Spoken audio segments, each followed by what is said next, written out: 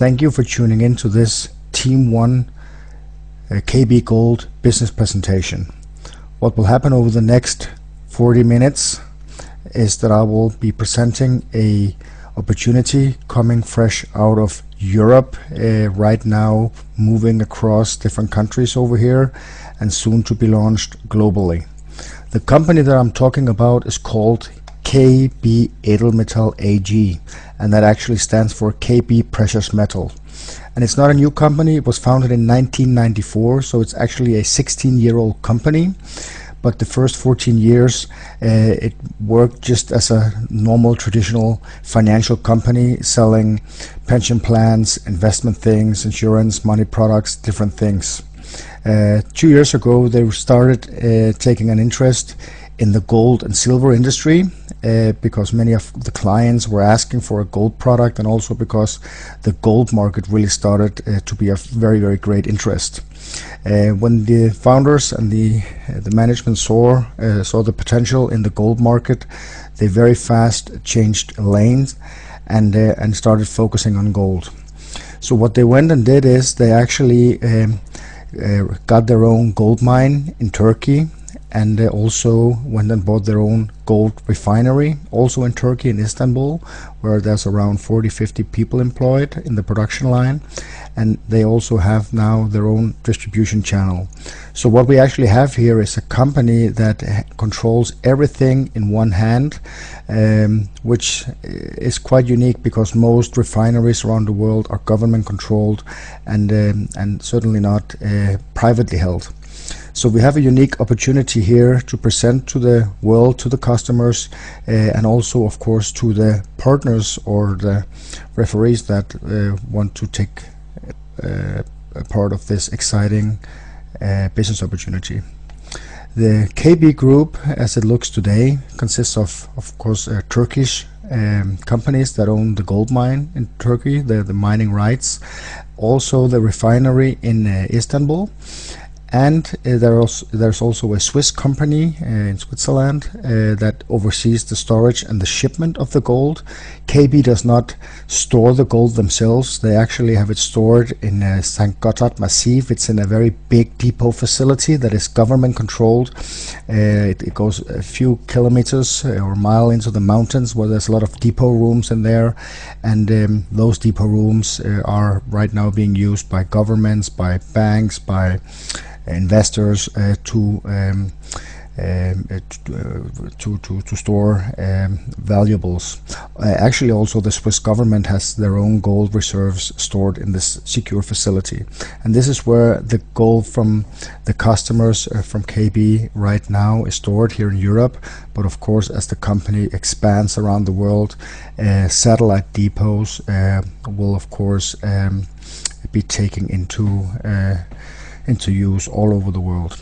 But right now we're just starting here. It's very exciting and things are going very, very fast.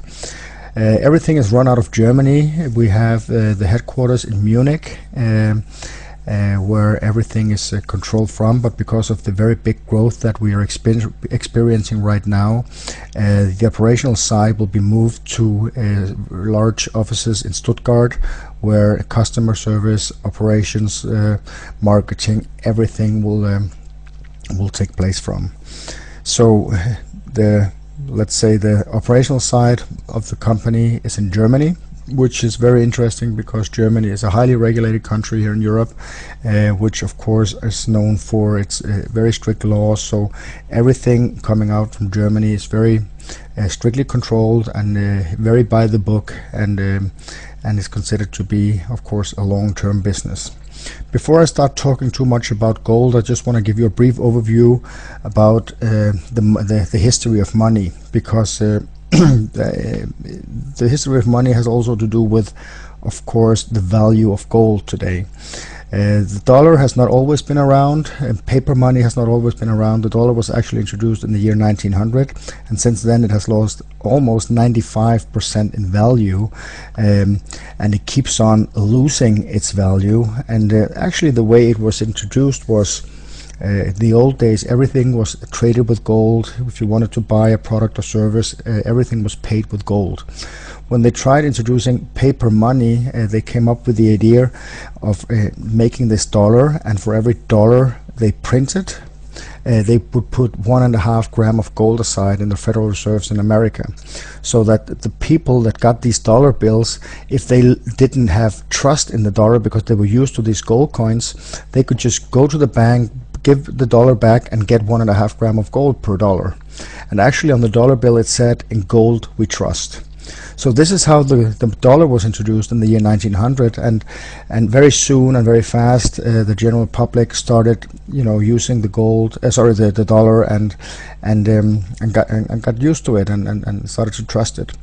The problem came in 1929 when Wall Street collapsed and sent US out in years of depression, bankruptcies, unemployment rates going crazy.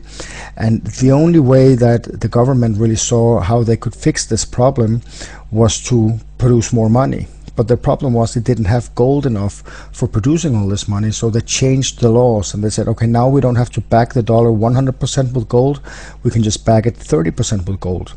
So in that way they actually could produce 70% more money, and that's what they did. They started really printing a lot of money, and over time the country came into balance again. In '69 they changed the law so that the people could no longer bring their dollars to the bank and get their money back, their gold back, because now the governments or the people in power wanted to keep the gold for themselves. And in 1971, and President Nixon changed the laws completely and said, okay, now there is trust, there's faith, there's stability in the dollar, we don't need to back it with gold anymore.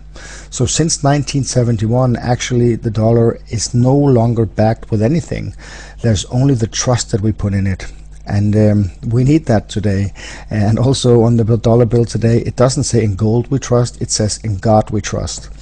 And the reason we need God right now is, of course, the world situation. Many years of overspending, real estate market going crazy, credit card industry, it's a big bubble that was bound to burst at some point.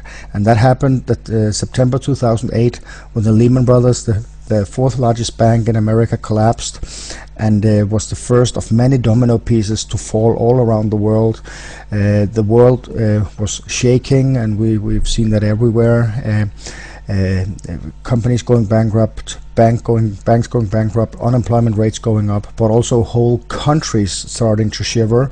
We saw it with Iceland, where the financial structure broke down. Greece almost had the same fate here in Europe. But not only Greece and Iceland has problems. We see many countries like Italy, like Spain, like Portugal, Germany, UK, of course US as well, that are owing so much money away. This is actually a picture of the American debt clock that was taken in the year 2008, where you see the dollar sign on the left here. There is a space for the dollar sign, but already in October 2009 there was no more space for the dollar sign because America was owing so much money away. The same with Germany here. You see the German debt clock, it's just going crazy. The German debt rises or gets higher with around 41 million euros per day, and that's staggering numbers. So in essence, a country is actually like a company. If you owe a lot of money away and you cannot pay your interests, at some point nobody will lend you any more money or give you more credit, and at that point you would have to close down. And that's what happens to companies, and that can also happen to countries, and that's what we have seen with Iceland and now almost with Greece. And the problem is, if you are in a country where the financial structure breaks down and everything starts to be chaos, then you in extreme cases would risk that paper money will lose its value, as we have seen before in Germany just after the Second World War, in America during the Depression. That would mean that the money you have in your pocket, or your pension plan, or the money you have in your bank is absolutely worth nothing. And what will you then do? Because if paper money is worth nothing, what do you have, and what can you do? Of course, it's not the end of the world, but you will have very tight years. You will have a lot of pressure, and and you could actually be under a lot of stress, because as we say, governments come and go, currencies come and go. Actually, in human history, around 4,000 currencies has collapsed. 4,000 currencies. So it's not unlikely that 1 or 2 or 3 or 4 will collapse again.